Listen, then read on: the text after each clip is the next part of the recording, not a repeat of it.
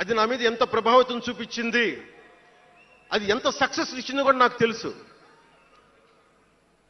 అంటే నేను అందరిలాగా నేను కాలేజీలకి యూనివర్సిటీలకి వెళ్ళా, డాక్టరేట్ లేకుండా పోవచ్చు, యూనివర్సిటీస్కి వెళ్ళి ఉండకపోవచ్చు, కానీ జ్ఞానాన్ని సముపార్జించటం నా చిన్నప్పటి నుంచి ఈ క్షణం దాకా నేను ఎప్పుడూ ఆపలా, ఎప్పుడు నేర్చుకుంటానే ఉన్నాను.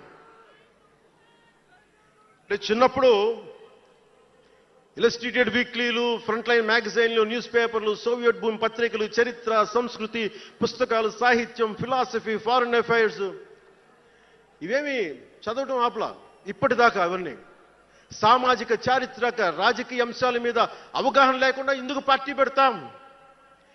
దేశ విభజన, కలోనియల్ చరిత్ర, తిరుగుబాట్లు, చిట్టాగాంగ్, విప్లవ వీరులు, తాకట్టులో భారతదేశం, ఆడమ్ స్మిత్లు, మాల్థూసియన్ థీరీలు చదవకుండా, అర్థం చేసుకోకుండా పార్టీ పెట్టేస్తామా? అంటే ఇవన్నీ ఇంత అవగాహన, ఇంత సామాజిక పరిజ్ఞానం సినిమాలు చేసుకునే వాడికి ఎలా ఉంటుంది అవగాహన అని? అదే కదా. అంటే దానికోసం ఎలా పుట్టాలండి? ప్రత్యేకంగా తెల్లగడ్డం వేసుకొని పుట్టాలా అండి? ఆకాశంలోకి చూస్తా తెల్లగడ్డం వేసుకొని సామాన్యుడికి అర్థం కాని లిటరరీ టర్మ్స్ తోటి మాటల్ని మాట్లాడాలా?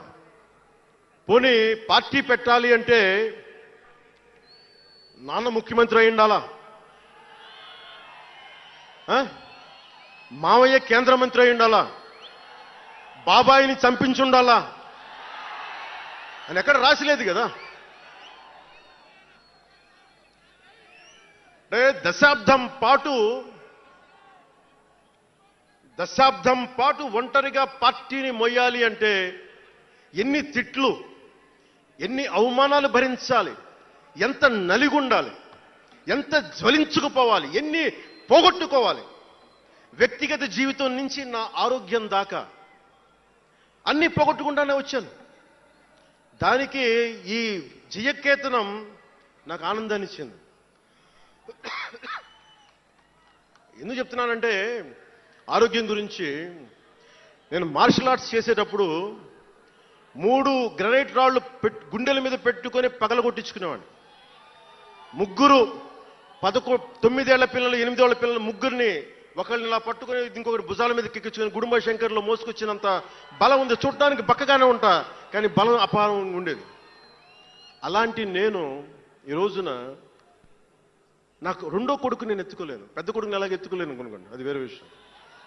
నా రెండో కొడుకుని చిన్నోడు 6-7 సంవత్సరాలు, వాడిని ఎత్తుకోలేను నేను, అంత బలహీన పడిపోయాను.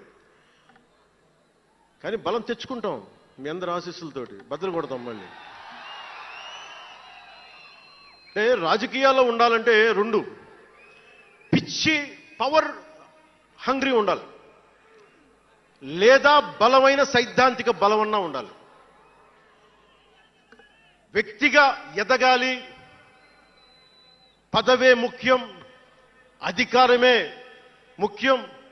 దానికోసం గుండాల్ని వాడుకుంటాం, మర్డర్లు చేయిస్తాం, వేల కోట్లు దోచేస్తాం, కులాలని కెలికేస్తాం, రకరకాల విద్వేషాలు రెచ్చగొడతాం, తద్వారా లాభపడతాం అన్నది ఇంకో పద్ధతి. నేను అది కోడికత్తిని వాడుకుంటాం, నేను అలాంటివి ఎంచుకోలే. సైద్ధాంతిక రాజకీయాన్ని ఎంచుకున్నాను. నాకు ఊహ తెలిసినప్పటి నుంచి అలాగే బతికాను.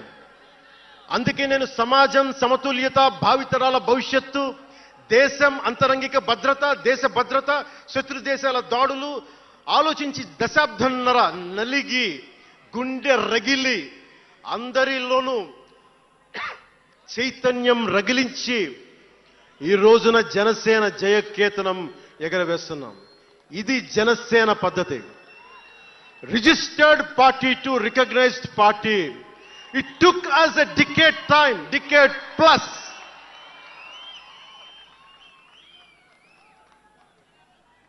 అంటే నువ్వు ఎలా మార్చేసుకుంటావంటారు. నువ్వు అలా పడితే ఎలా మార్చేసుకుంటావని మాట్లాడతారు. అరే మనం ప్రార్థించే నదే గంగమ్మ అవ్వచ్చు, కృష్ణమ్మ అవ్వచ్చు, దేవత అవుతుంది, పడవలకి రస్తా అవుతుంది, పంట కాలువలకి పొలాల్లోకి దూరే పంట కాలువ అవుతుంది. మార్పు అనేక రకాలుగా ఉంటుంది. ఇక్కడ నువ్వు గంగని నదిగా చేశావు, ఇక్కడ నువ్వు స్నానం చేయకూడదంటే కుదరదు. చాలా విభిన్నంగా చూడాలి. నేను మార్పు కోసం వచ్చిన వాడిని, ఓట్ల కోసం వచ్చిన వాడిని కాదు. అంటే ఇన్ని మాట్లాడే ఈ ఇంగ్లీష్ పేపర్ వాళ్ళకి I want to give you an example. Who said Pawan Kalyan changes from left, right and center? Let me tell you this. One example from one of your journalist brotherhood, from your journalist brethren, Sri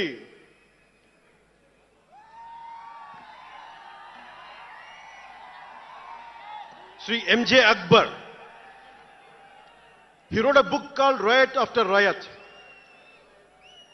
ఆ పుస్తకంలో entirety అంతా how BJP is wrong, how BJP is communal అని all the stories he picked up is all about anti BJP. But in 2014, same Mr. M.J. Akbar has become MP for BJP. బీజేపీని తిట్టిన వ్యక్తే కాంగ్రెస్లో ఉండి బీజేపీకి వెళ్ళి మారగలిగినప్పుడు తప్పులేదు. కానీ నేను ఇన్ని రకాలుగా మాట్లాడి తప్పు అయిపోయింది అది. అంటే ఇది, let me tell you, I blended the best of everybody.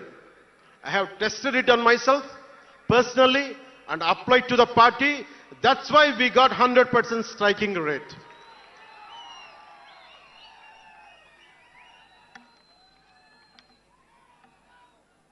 నేను ఎలాంటి కాలంలో పెరిగానంటే, భావోద్వేగాలు లేకుండా, జీవిత బరువులు మోయకుండా, కించిత్తు భావుకత లేకుండా, బాధ్యతగా నడవకుండా ఉంటే ఇంత దూరం రాగలమా? జీవితంలో నిన్న కాగితాళంగా ఎలా జరిగిపోతాయి? అంత ఫ్లూక్ అండి అంటే 21 సీట్లతో 100% వచ్చేస్తామా? 151 సీట్లు ఉన్న ఆ పార్టీని 11 సీట్లకి రానివ్వగలమా? ఎంత పోరాటం చేశాం మనం, ఎంత నలిగాం. వైజాగ్లో మన ఎమ్మెల్యేలు ఎంతమందిని జైల్లో పెట్టారు, ఎంత భయభ్రాంతులను చేశారు. బయటికి వస్తే ఆ రోజున అందరూ అడిగారు, మీరు వెంటనే ప్రధానమంత్రి గారికి చెప్పండి, ఫోన్ చేయండి, మీకు తెలుసు కదా అంటే నేను ఒకటే అన్నా, ప్రజల్ని కాపాడటానికి వచ్చాను నేను, నన్ను కాపాడమని ఎవరిని నేను అడగను, ప్రధానమంత్రి గారైనా సరే. ఇది నా నేల, నా పోరాటం ఇది. నా మీద చెయ్యి వెయ్యమని చెప్పండి, చెప్తాను నేనేంటో అని చెప్పాను. అంటే నేను ఎవరో వస్తారని నేను ఎప్పుడు చేయను. నేను ఎంత నిలబడగలను అదే నా మెజర్ అంతే. నేను ఎలాంటి జీవితం నుంచి వచ్చానంటే, నాకు చుట్టుపక్కల